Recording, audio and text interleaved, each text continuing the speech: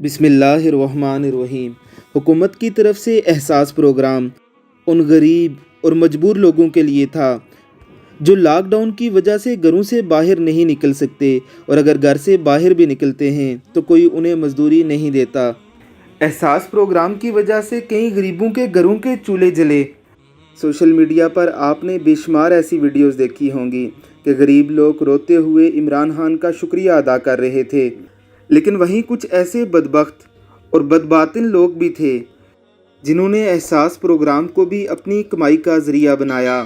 गरीब लोगों के आईडी कार्ड लेने के बाद मुख्तलिफ नंबरों से एहसास प्रोग्राम अप्लाई करके एहसास प्रोग्राम के नुमाइंदों से मिलकर वो रकम वसूल की जो उस गरीब शख्स के आईडी कार्ड पर आई थी। ऐसा ही एक खबीसुल बातिन शख्स कल ही पकड़ा गया है। ज़रा देखिए इसकी शक्ल और इसकी बातें। इसका कहना है कि ये हर आईडी कार्ड से बस 1000 रुपया कमाता था, यानी असल मुजरम तो कोई और है जो इसका बॉस होगा, जिसके ज़रिए ये आवाम के पैसे खा रहा था।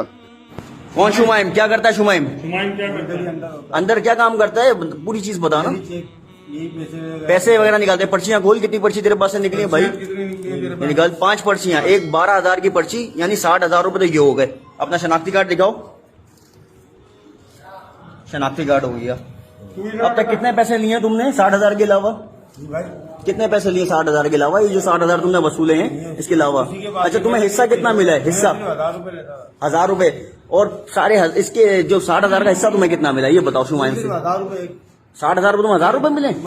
नाजरीन इकराम, बैतुल माल के चोर के हवाले से इस्लाम ने सख्त तरीन सज़ाएँ तजवीज़ की हैं।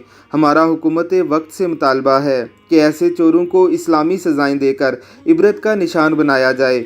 अल्लाह रब्बुल इज़्ज़त एहसास प्रोग्राम के साथ साथ इस कौम में भी एहसास का जज्बा पैदा करे। आमीन सुम आमीन।